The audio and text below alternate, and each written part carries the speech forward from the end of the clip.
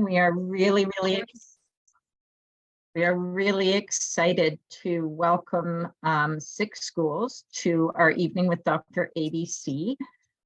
We had the privilege at Rouge Park of meeting Dr. Andrew Campbell when he visited our school in February to speak to students. And I think I can say on behalf of all of our students that he was life-changing for our student population in the words that he shared, in the information that he provided in such an amazing way for our younger students and our older students, just about equity and creating an environment at school where every student can absolutely flourish and feel like they matter, they belong, and that they have people in their corner to support them if things go wrong.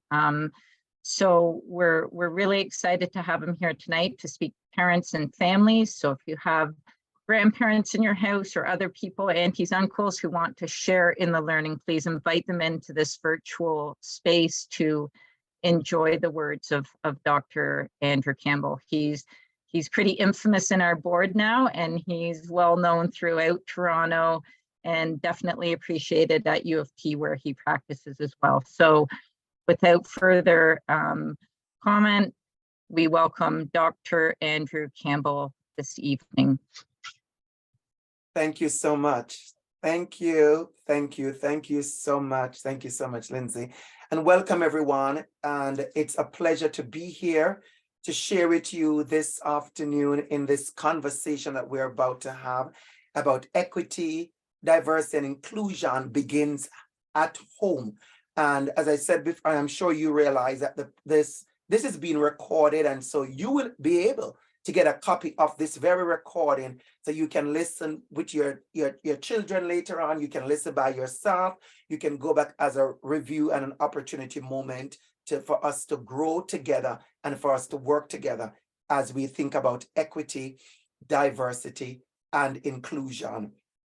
And so I want to say welcome again to everyone, and glad you are here, glad you're showing up for this conversation. And that is important. The way we show up for these conversations is extremely important. And that says a lot when we show up for the conversation, when we show up for the learning, when we show up for the opportunity to be a part of this conversation.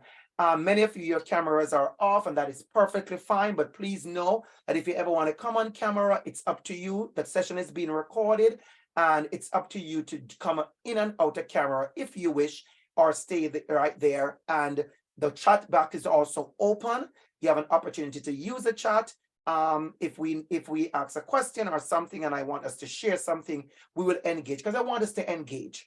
So as we get into this conversation about equity, diversity, inclusion begins at home, I want to share something.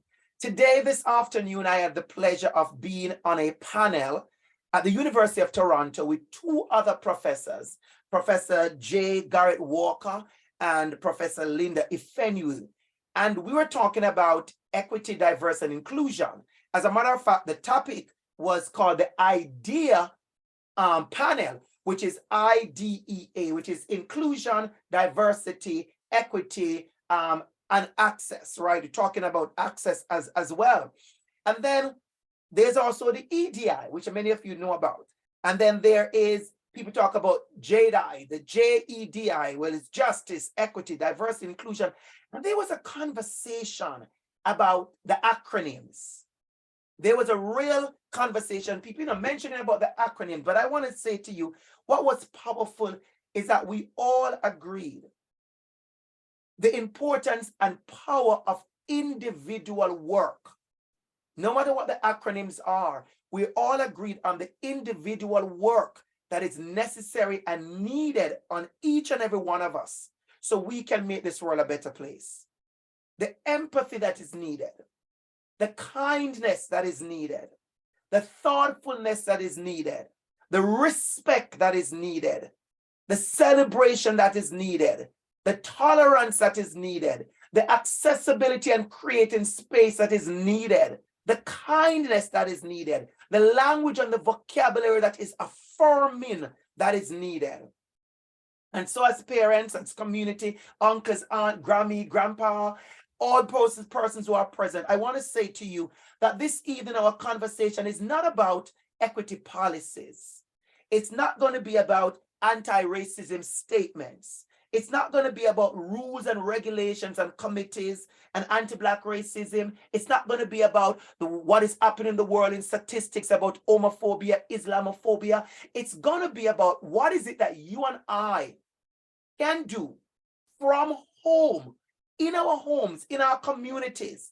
What is it that we need to do to make sure school is better for all our children? So we have this thing where we talk about inclusion for all. Inclusion for all.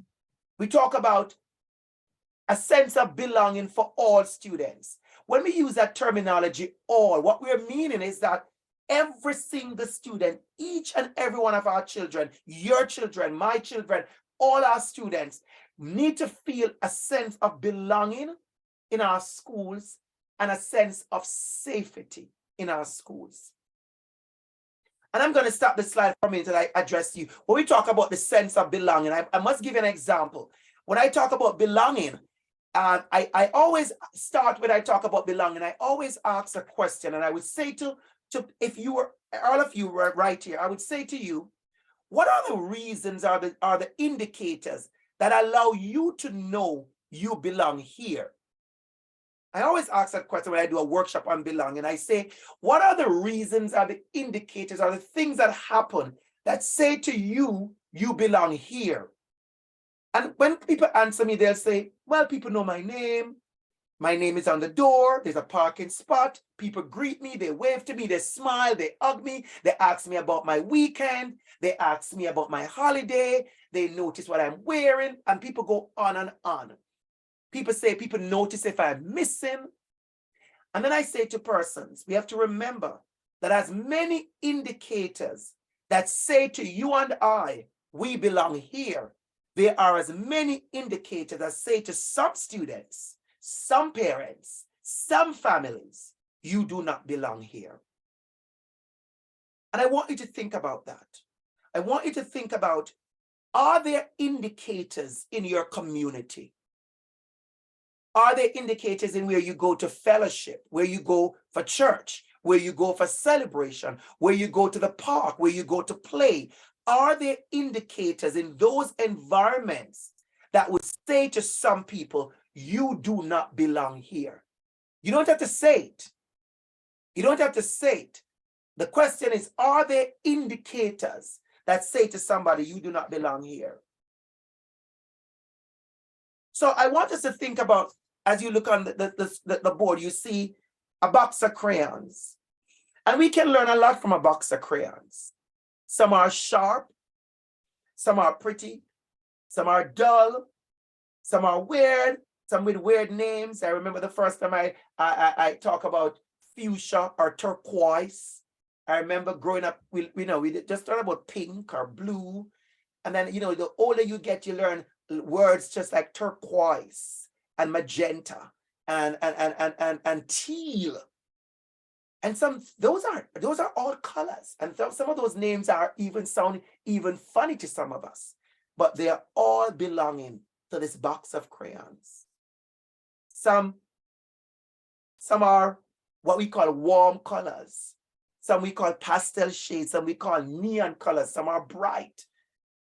But they all belong to this box, to the same box. And I want us to think about the difference around us.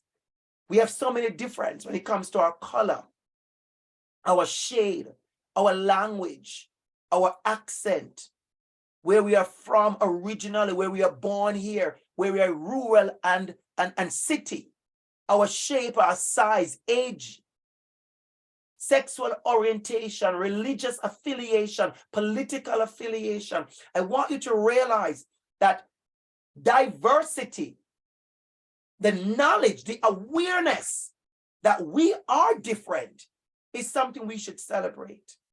A lot of places talk about multiculturalism, but we want to make sure we talk about inclusion and diversity, and that we all belong into that space.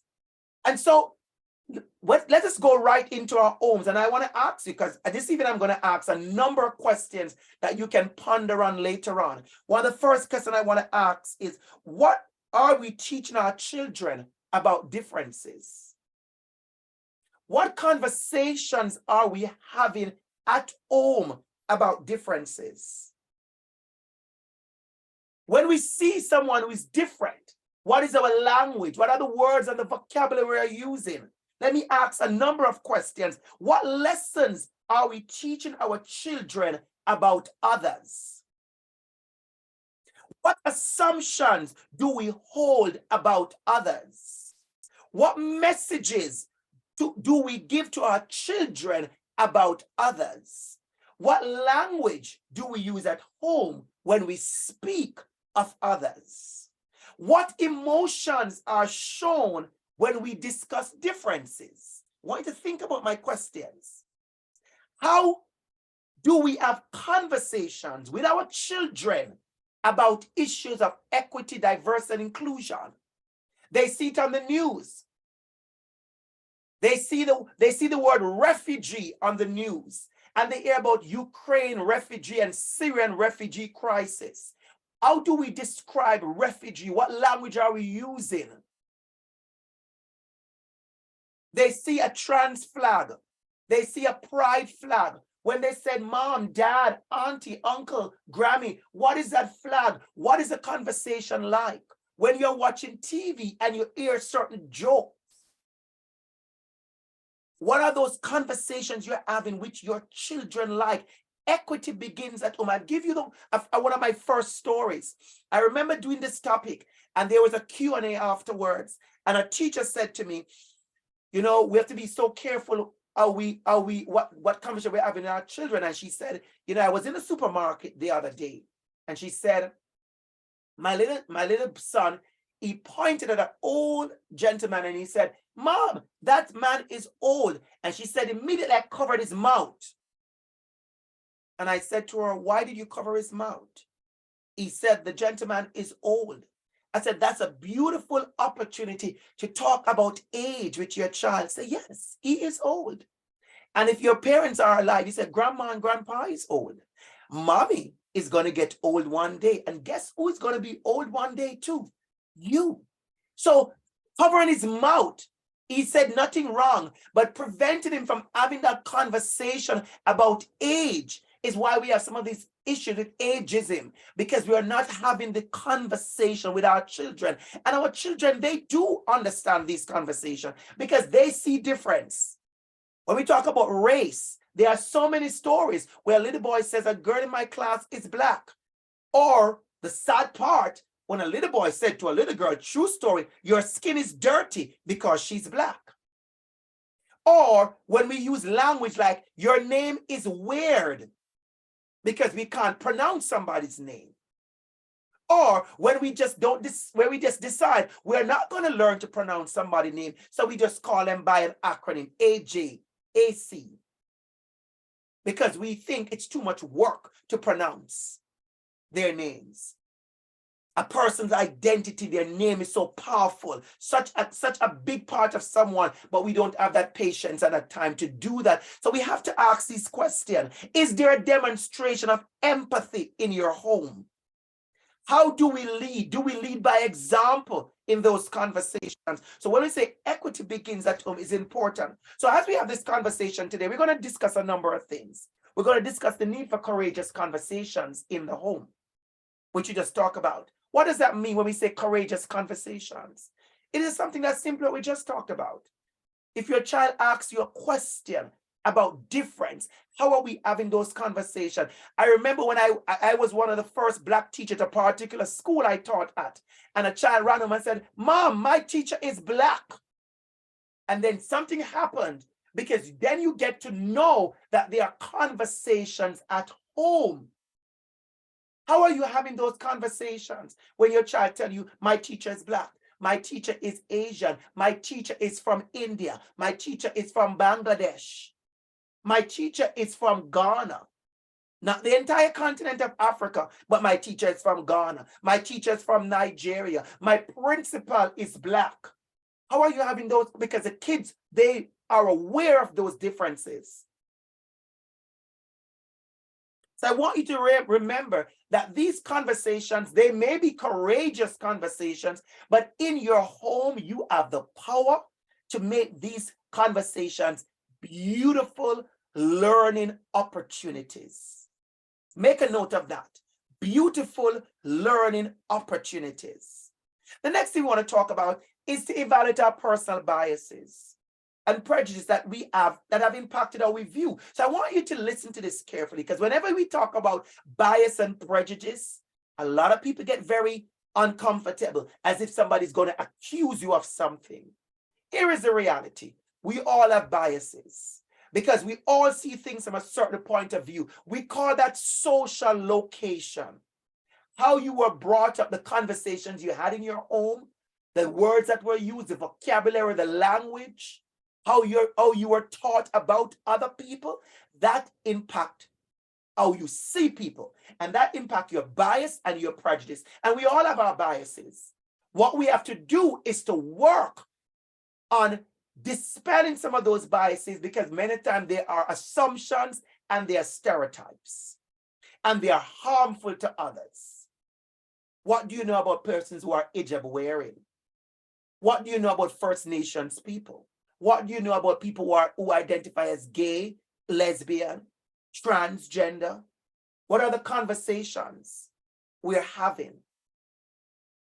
How are we describing those people? What are the vocabulary we're using? What many parents may not realize is that the conversation you have at home and your children are listening to you, they come to school with those conversations. And they say things. You can sense the difference in many. I've been teaching for 26 years. I could tell you tons of stories about things that children say at school that you know came straight from someplace at home, or the family, or a camp, or a weekend, or a trip, or something. Because they do come to school and they do share what my daddy said, what my mommy said, what my grandpa said. And so conversations are important. We also want to look at patterns of inequalities and injustice in our community. There are many children that come to school and they are beautiful little advocates. And you ask yourself, where does this come from?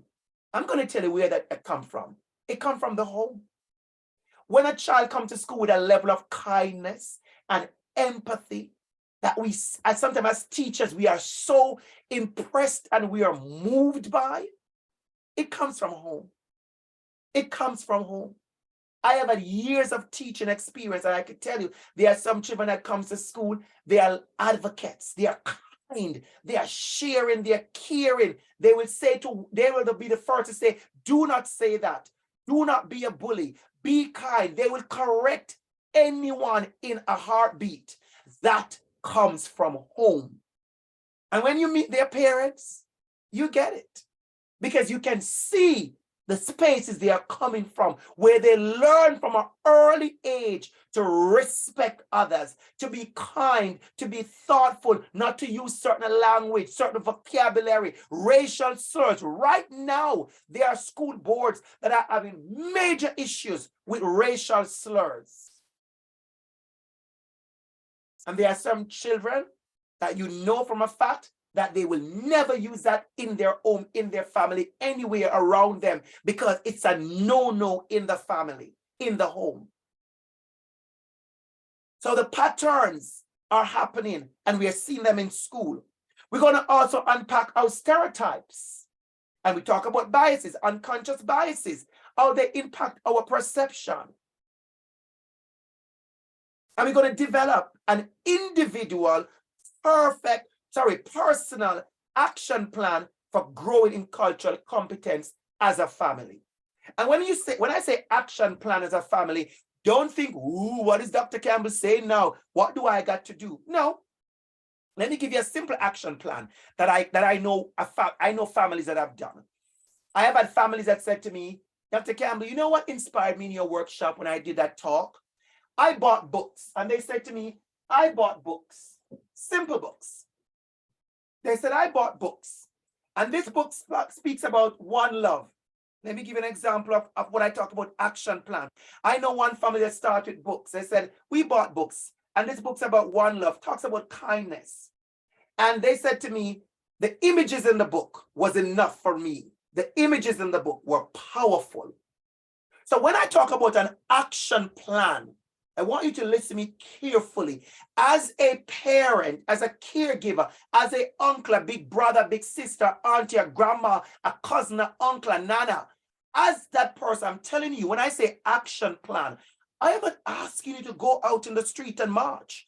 I'm not asking you to go tie yourself to a building. I'm not asking you to tweet all over Black Lives Matter, and I'm not asking you to do, I'm asking you to spend quality time learning and unlearning about others. That would be my simple action plan this evening. And we can start from books. We can start from books. I remember this one, the name jar. So many of our Asian students have gone through such bullying in school because of their names and the pronunciation of their names. And we have gone from smiling at a name to now we're teasing and being bullied. People are afraid and ashamed of their names. And this book, The Name Jar, came into a beautiful space. And the images, again, here we see images. So your children realize that there are differences, and we get to respect and honor those differences. As a parent, how are you spending quality time, even in the books that you read? When we're talking about bullying, we're talking about First Nations people. How are we learning about First Nation and Indigenous people? Are we learning from it from gossip? Are we learning from it from jokes? Are we learning about others from stereotypes and assumptions? Or are we reading a book like this? We are water protectors. Ah, powerful book. Look at this image. Wow. And we are opening ourselves to learning about others, because nothing is more powerful than affirming our children in who they are. So I'm speaking to parents. I hope you're spending the time to affirm your child in who they are. And as you affirm your child in who they are, I hope you're also affirming your child to respect others. Yes, you say to them, you are white, and this child is Black. This child is First Nation, and this child is Indian, and this child is from Bangladesh, and this child is from the Caribbean, and this child speaks Spanish, and this child speaks French, and this one speaks Urdu, and this one speak Jamaican dialect, and this one it's from China, and this one is from Korea, and you're learning the value, the beauty, the importance of differences. That's a start. When I say action, so when you hear me say action this evening, I want you to not think that I'm sending you to march on Parliament and to do something way off. I'm talking about equity begins at home. And so I want to start with one question. And this question I want to share with you, because this was a question that I shared with your children when I came to the school. And I'm going to ask everyone to do me a favor. If you can, do me a favor. I want you to type in the chat box. The chat box is open. It's open. I want you to type in the chat box. Be honest. No names. We're not reading any names. Names are not being recorded. And I will read from the chat. I want you to put in the chat, what issues do you see in our school, in your child's school, in your community that needs change, that needs to be addressed? What are some of those issues? Your children listed for me things like bullying, name calling, teasing, mocking at lunchtime, racial slurs. They listed those things.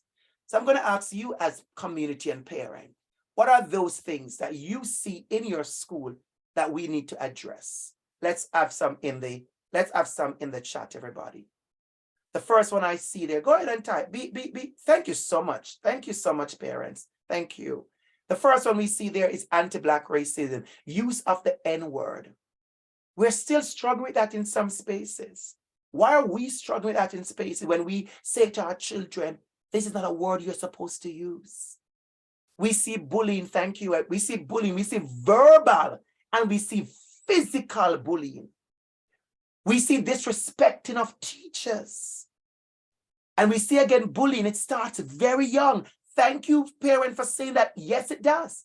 As a school teacher, I can tell you, I have seen bullying in kindergarten. You wouldn't believe it. In kindergarten, you would not believe it. So when we're having these conversations, and every now and then you have one parent who feels like this conversation is too much for my children. And they say, well, I don't know why we're talking about these things because my child is only in grade 6, if only in grade 1. If I tell you stories of grade 1 children using derogatory words, using bullying terms, using racial slur, telling other children not to play with one child because her name is stupid.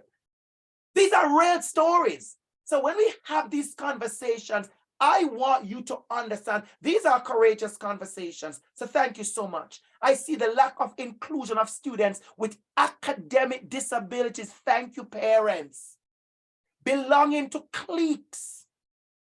Do you know as a teacher how intentional I was when I taught grade 6 of dismantling cliques in my class? Oh, yes. Oh, yes. Oh, yes. Because I saw the danger and I saw the damage of grade 6 children in my class that I taught a couple of years ago, in crowd and out crowd. And I had to sit them down and I said, we are going to stop this foolishness. And that's the language I use. I said, we're going to stop this foolishness. I said, some of you are being mean. That's the next thing we have to be honest about. The kind of, when we are correcting our children, even at home, how are you correcting them? I see that the mocking is happening. The lack of diversity in staff. We're having courageous conversations, you know. And if you know me well, I am here for the courageous conversations. And you are right. There's a lack of diversity in staff, and the board knows about it.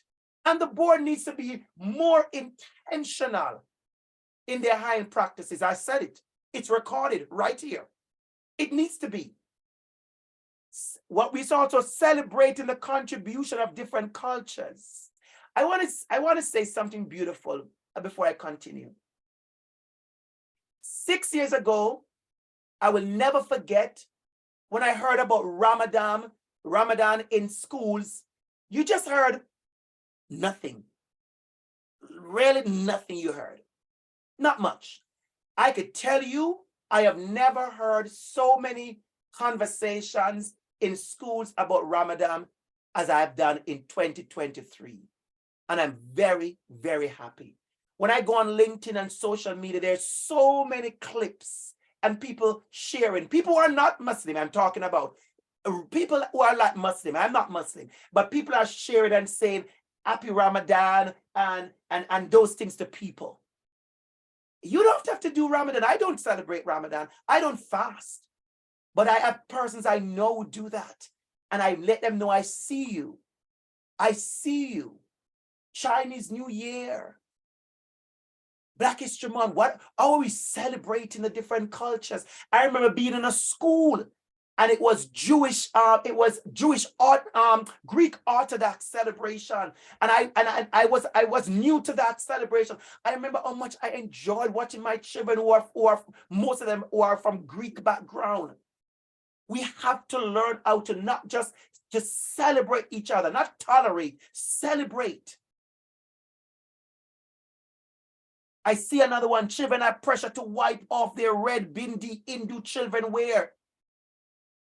The mocking, currently many families are out to break their fast. Very challenging.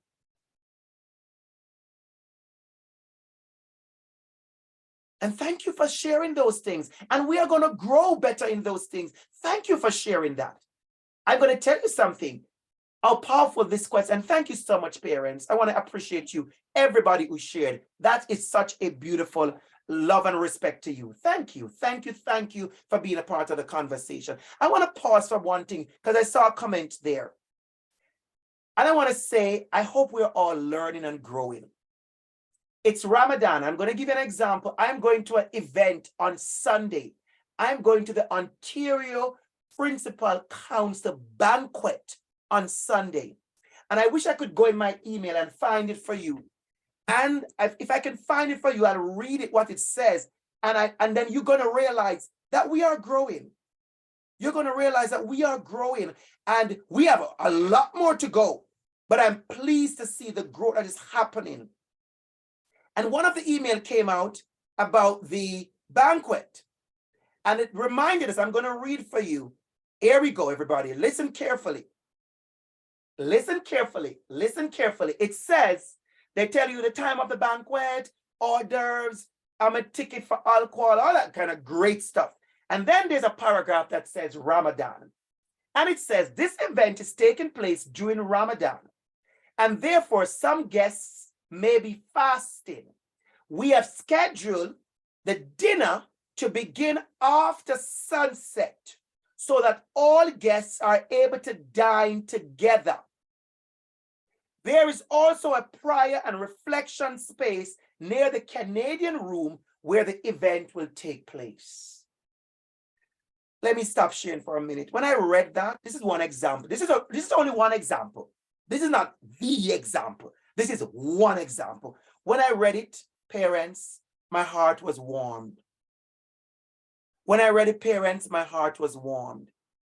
Because when I read it, I said to myself, here is an opportunity for us, for an opportunity for one organization being very intentional about a celebration and how they would like to engage everyone. There's going to be over 400 guests. A few persons will be celebrating Ramadan, but they made a space for that. So that's just one example. Let me use that example for my next question. How are you and I? Note I keep putting myself in it. How are you and I? How are we as a school, as a board, how are we making space for each other? How are we making space for each other? And I want to be honest. I hope you know that somebody may read this and be upset, like, well, why are we eating dinner late? And they go ridiculous. And then I have to ask somebody, why are you upset? Why are you upset because they made access to a group of people? They create an opportunity for love and kindness for a group of people. That is the real experience. So on Sunday night, I will be able to sit with people in an event who are also Muslim and persons from all different spaces, and we all get to celebrate respectfully. So think about how are we sharing space. So let's get into some tips as we finish. So equity, what is equity? I know you hear this term a lot, parents. What is equity? Oh, equity, equity, equity. And equity is a condition or a state of fair, inclusive, and respectful treatment of all people. Here is the important thing to remember. Equity does not mean all people treated. Equity does not mean treating people the same without regarding individual differences. So I want you to remember, there's a picture here with the apple. I like to use this photograph because it says something. So some person think equality means we are going to give every child an apple. So that's equality. Every child gets an apple. Equity says, one child may say, I don't need an apple because I'm allergic to apple. So that child doesn't get an apple. That child may get grapes. Equity says, one child may say, I don't want an apple because my mom owned the apple store where we got the apples from. Another child may say, I don't eat apple. And then another child may say, can I have 3 apples? Because I may be hungry. That's equity. And so often, parents, it's sad because I've seen parents argue with schools because your child didn't get something that your child did not need. I'm going to repeat that. I'm going to repeat that. I have seen parents come to school and get involved because one child got something because of an accommodation or some other reason, and your child did not get it, but your child did not need it. I want you to think about equity. And then I think about diversity. And diversity, as we said, is the conscious acceptance, belief, recognition, and thought that differences exist. That's it. That's it. Nobody says, I want you to go celebrate Ramadan. Nobody says, I want you to go to a pride event. Nobody says, I want you to go to church on Sunday morning, or you to go to the mosque, or you to go to the synagogue. Nobody's asking you to do that. We are saying we want you to be conscious that people are different from you. Nobody's saying you need to speak Spanish, or you need to speak French, or you need to learn a dialect, or I want you to recognize that you speak English, somebody speaks Spanish, somebody speaks French, somebody speaks with a different accent. I want you to realize that you don't wear a head covering, but somebody wears an head covering. It is a conscious acceptance that differences exist. We are not all the same. We do not all need to be the same. What a boring world if we all were the same. Difference is beautiful. We need to celebrate our differences. And at the same time, parents, I want to give you something very important. I know I said it already, but I'm going to say it again. Your job, parent, is also to affirm your child in who they are. Too many of our kids are coming to school and they are embarrassed of who they are, and they are scared of who they are. And I understand that the bullying is happening and the teasing and all those things. But I also realize that I think as parents, some of us need to spend more time affirming our children in who they are. Allow them to love who they are. Love their accent, not be afraid of their accent. Love their accent. Love the fact that I'm Black and I'm from Jamaica. I love the fact that I'm Black and I have a Jamaican accent. I've lived here for 15 years. I've not lost my Jamaican accent. I have no intention of losing. I love my beautiful Jamaican accent. I love my food. I love who I am as a person. And I want you to affirm your children, because so many of our children, they need affirmation. And parents, I need you. I'm going to repeat it again because I feel the need to repeat it. Your children need affirmation from you. Let them know they are Black and beautiful. They are tall and beautiful. They are short and amazing. They speak 2 different languages and they are supercalifragilisticexpialidocious. They are Muslim, they are Hindu, they are Christian, they are Catholic, they are Jewish. Let them know who they are and let them flourish in their identity. Let them be proud of who they are. Work at doing that more. And inclusion is about the conscious behavior and action to accept others. Now I'm going to leave it to you a few tips about accepting at home. So let's leave you with the tips and then we're going to wrap up. And now it's Wednesday evening. We had a little fancy. I drove home in the snowstorm or whatever that was. That was quite something else. That was unexpected. I was like, what's going on? Some of you may want to go for your evening walk. You're going to have time to do that. The light is still out and you're going to be able to do that. So we're going to wrap up in another 19 minutes and we're done. One beautiful conversation. It's being recorded, I said, and you get to review it when you're ready. And so we're going to look at each of every one of these. Engage in courageous conversation. Affirm your children who they are. Provide opportunities to learn about others. Speak about others with respect. Seize opportunities to disrupt assumptions, bias, and stereotypes. Let home be a place of learning. And my favorite one, be an inclusive role model yourself as a parent, as a caregiver, as a Grammy, as a grandpa, as a nana, as a nunu, whatever beautiful names you have, because I know some of you have such beautiful names at home. Spend that quality time to do that, please. So the first one I want us to talk about a little bit is to engage in courageous conversations. We already talked about this, so there's nothing new. I just want to highlight it. When I say courageous conversations, do not feel a burden, parents, that I need to go and debate something from the news and bring to my child.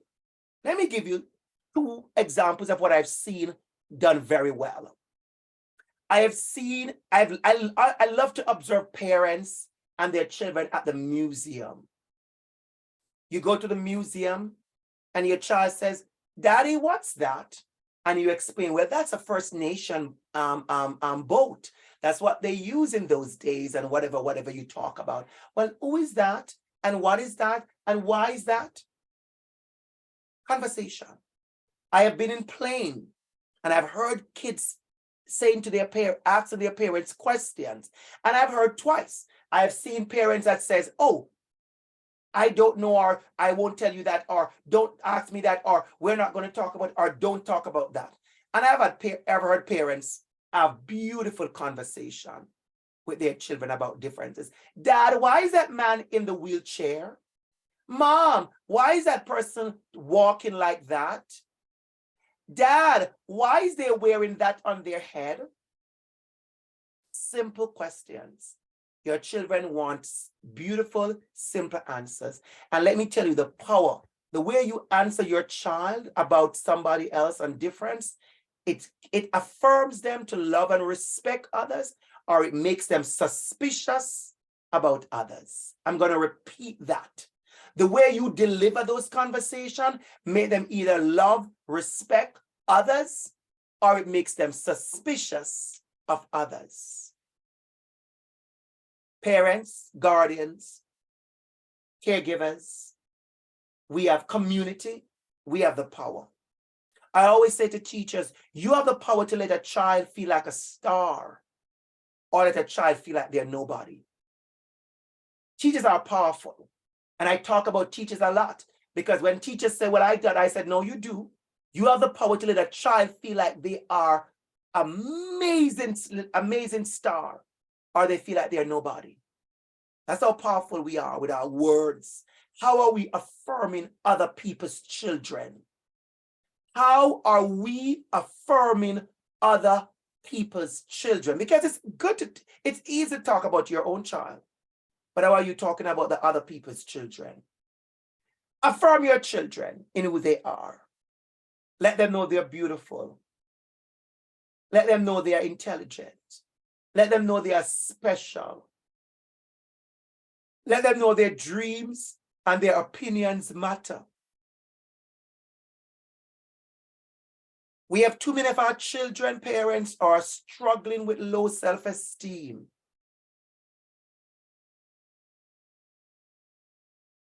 We have children who they don't hear they're beautiful at home enough. Oh, I'm going there. Oh, I am going there. Oh, I'm going there. There are children who do not get to hear from the adults in the home that they are beautiful enough, that they are amazing, that they could be whatever they want to be. We have to affirm our children in who they are and pump that life into them, that when they come to school and one little rude little boy or girl who have absolutely need to learn more manners and discipline, oh yes, I'm going to use those words, say to your child something really rude and negative and bullying, there is enough cushion, there is enough affirmation in your child to say, excuse me, what are you talking about? I am gorgeous. I'm beautiful. I'm a star. My mom say that. My dad said that. My auntie say that. My uncle say that. So we need to make sure we affirm our children. Spend that quality time doing that more. As a school teacher, I could tell you it is lacking. It's happening. It's weak in certain spaces. It's not as strong. It is not as strong. Spend that time. Provide opportunities to learn about others. So we talk about this already.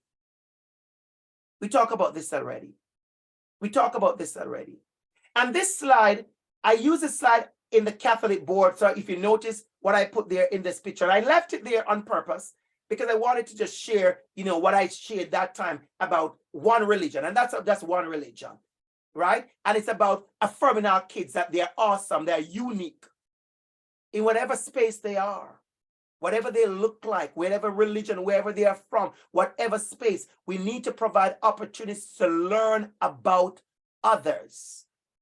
We talk about the books, but another thing we should talk about is the movies we are watching with our children. So I'm sure many of you have heard all over the kind of ridiculous argument because there's going to be a black mermaid in Ariel. She's going to be this time a black mermaid. And the disappointment is the number of parents who have had an issue with that. It's a big topic out there, a ridiculous topic, but a big topic. A ridiculous topic, but a big topic. A mythical creature, even a mythical creature, has to be owned in a level of power and dominance. And because this mythical creature is so beautiful and powerful, they could not be anything else than white. Those kind of narratives we have to disrupt and dismantle within our school, in our board, in our community, and in our home.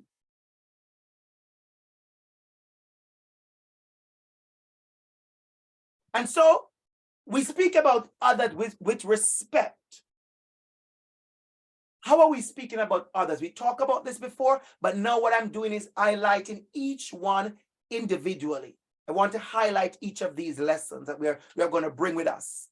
And not everything is going to be for everyone. There are some of you listening to me who your child, is not even 1 ounce short of an affirmation. The conversations you have at home is respectful. You have the books. You are saying, Dr. Campbell, oh, you have a couple books? I have a ton loads of books. Well, I have more books, but you know what I mean, right? So I know there are many parents who are being very intentional.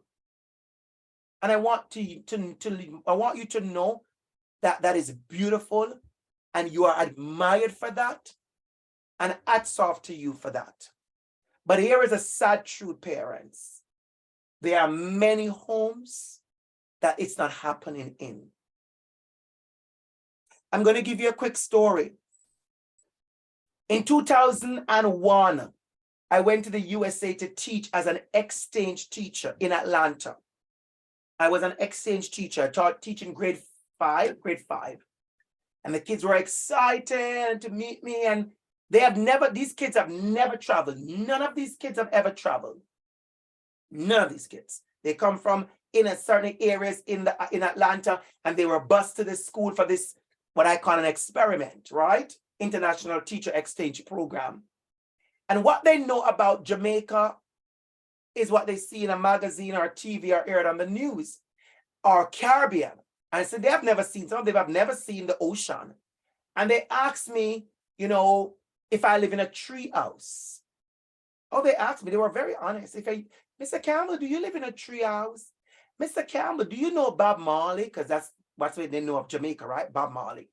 Mr. Campbell, can you swim? Do you catch your own fish every day?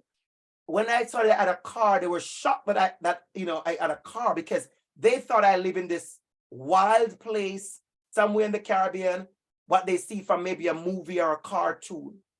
And that's their knowledge. I had to sit them down and we talk, and I ask them all the questions. They meant no harm. But it's the same way some of us are talking about First Nations people and Indigenous people.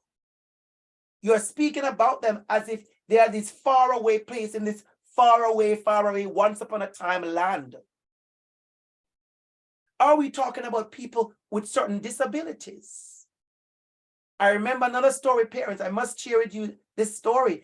I remember teaching at a particular school. And I also teach dancing at that time, choreographed dancing. And I started to prepare for the Christmas production. And I went to the school, I'm new at the school, and I'm preparing. We just opened up the dance for kids who want to dance to come. And there were these 3 little children that came to the door every day to watch. And I kept saying, why are you watching? Why don't you join? And the children say to me, they can't join dance class, Mr. Campbell. Listen carefully. They can't join dance class, Mr. Campbell. They are hard of hearing. Did the children mean any harm? No, they don't. I don't think they did. They did not. They are saying what they think is the norm, that the children in the hard of hearing class do not come to dance class because they can't hear the music. And then I said to them, oh no, they can. And I told those 3 little children to tell your parents to sign the dance permission form and bring it back to Mr. Campbell. And they did. And they came to the dance class. And you know what I did? I taught the dance using counts. So if you're a parent here and your child goes to dance class, you know what that is. You can learn an entire dance without music. You learn counts. And so I taught the entire dance using counts, and then I played the music afterwards. So I want you to realize how intentional you and I can be about inclusion. And I see the comment in the chat box. Thank you so much. Thank you so much. I see the comment in the chat box. People sharing their stories and sharing examples of how your children are hearing differences in school and how they are appreciating the knowledge and the learning. And the next one we have is seize opportunities to disrupt biases, assumptions, and stereotypes. Look at the kind of books I have on my picture there. If your child read only books that look about themselves, they're not going to learn about others. I'm going to repeat that. If all the books that you have, it's about themselves, they'll never learn about others. I remember as a child growing up in Jamaica, I read all fairy tales very, very early. I was always a good reader. And I learned about Rapunzel and Cinderella and Thumbelina and Sleeping Beauty and Snow White and Little Red Riding Hood and all these people and the Princess and the Pea. All these are little white girls. And I remember when I was 11, I think I was, when I start getting books with little black boys in it. Peter of Mount Ephraim Estate, Young Warriors, A Cow Called Boy, The Year in San Fernando, The Woman of Beppa Tate. I started getting books about myself, but also books about other people from other cultures. And so we want our children to be global citizens. I love when I hear parents. I love when I hear parents talking about they want their child to be a global citizen. And I always say to them, if your child is going to be a global citizen, your child has to understand the world that is bigger than their cul-de-sac, bigger than their neighborhood, bigger than the cottage they go to, bigger than the area they play with and the people that they know. They have to realize globally, the world is a big world out there. People eat different foods and sleep in different homes and live in different spaces. Not everybody has cereal for breakfast. Not everybody goes to a certain place. Not everybody wears certain clothes. We have to realize what globalization looks like.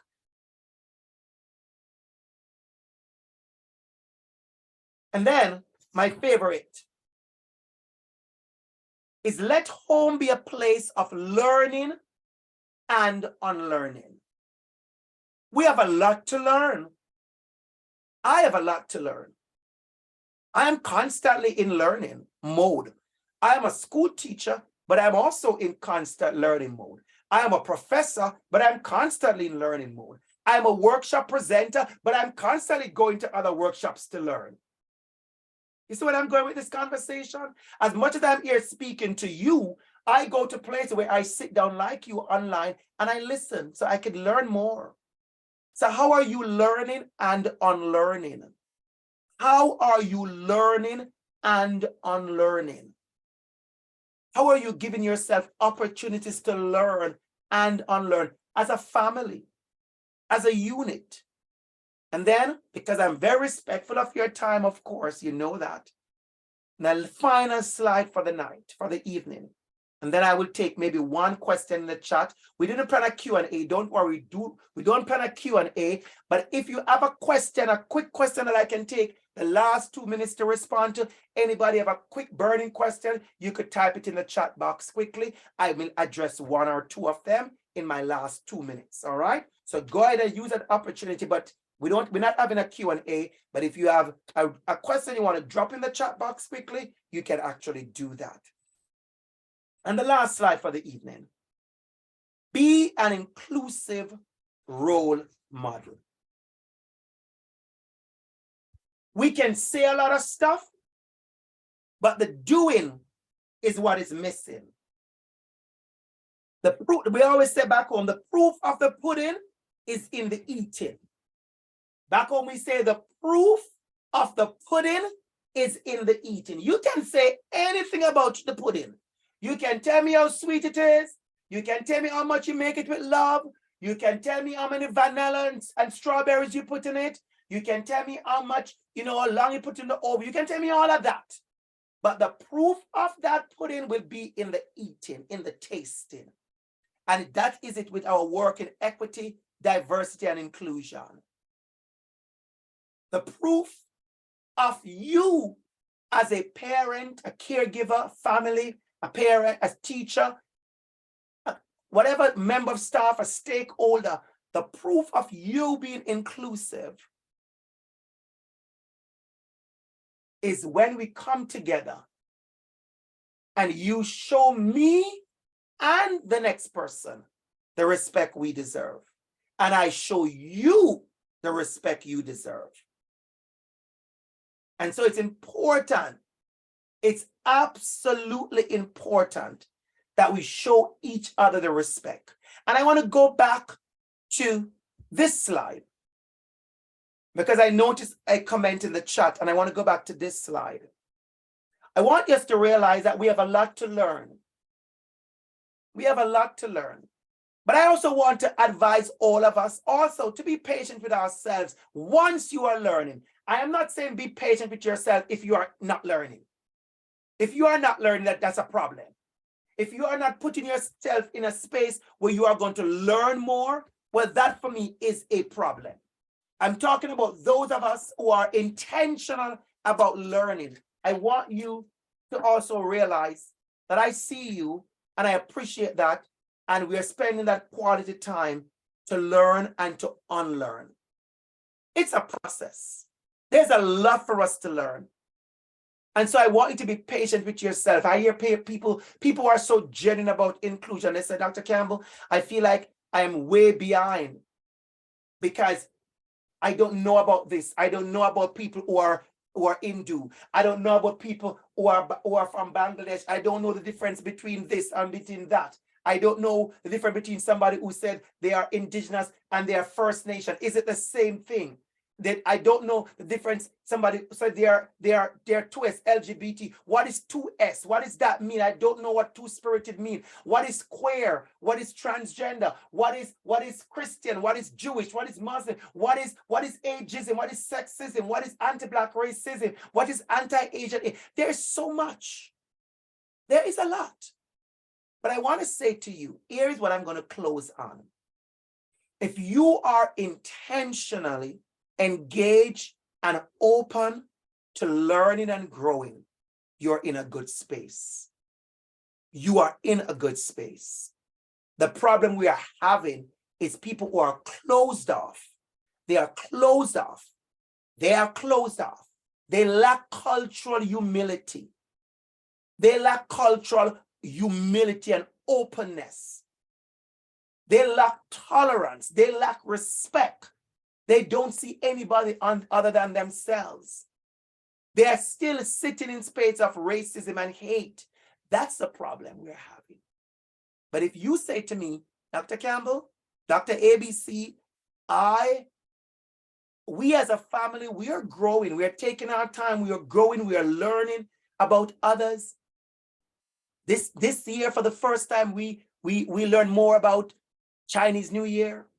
This year, for the first time, we learn more about Black History Month. We learn more about Ramadan. We're going to learn more about other religions. Then you are taking your time to grow.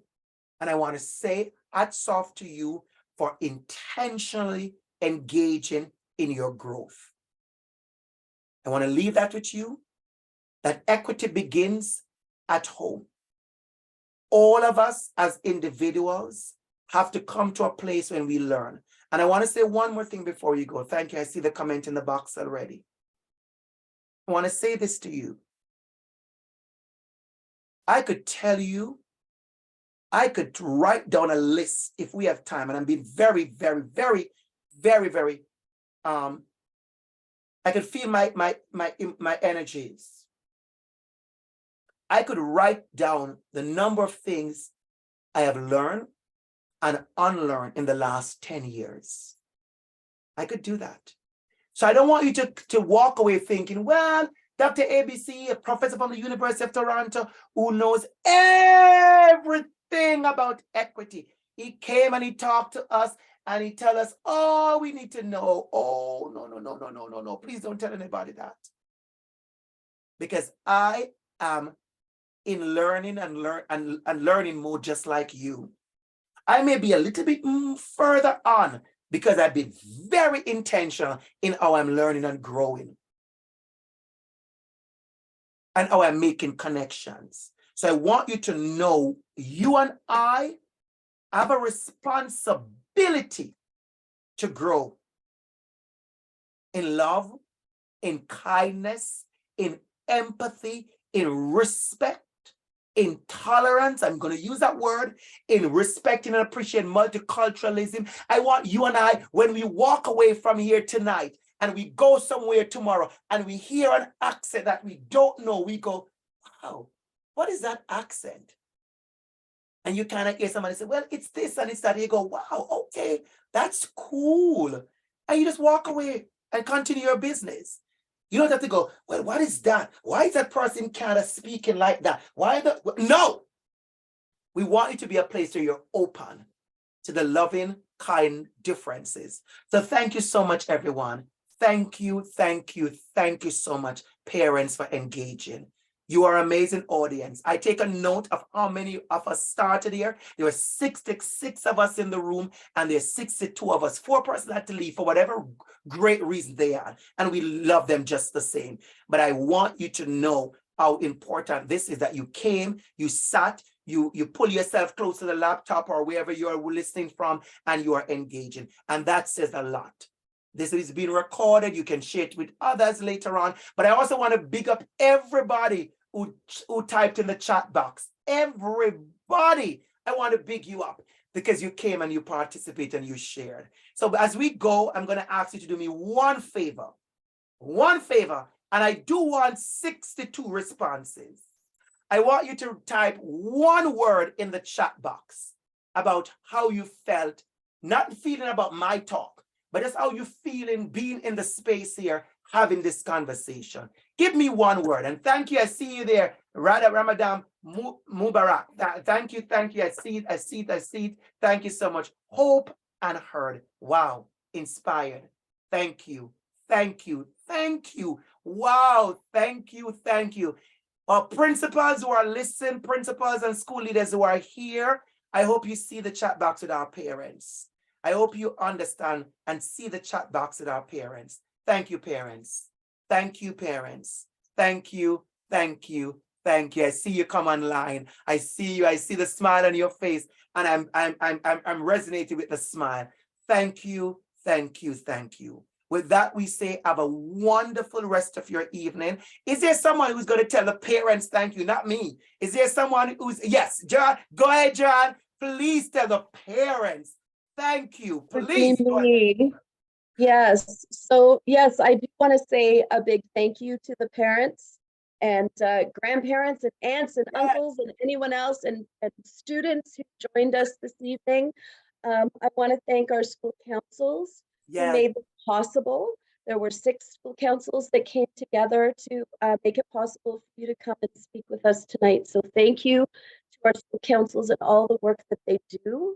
And I want to say a big thank you to you, Dr. Campbell, for giving us your time this evening, for reminding us that, you know, our job is to learn and unlearn with our children, and giving us some very concrete and simple ways to begin, such as opening a book, going to a museum, answering a simple question, but thinking about the way that we are phrasing our answer so that it is in a positive way and not a judgmental way. For giving us permission to make mistakes and to grow and to learn and to not have all the answers for our children when they ask those questions. It's okay for us to say, you know what, I don't know. Let's figure it out together. So thank you so much for giving us your time. We appreciate it. Thank you for allowing us to video this time so that we can share it with those who weren't able to be with us tonight for various different reasons. So we really appreciate you. Thank you.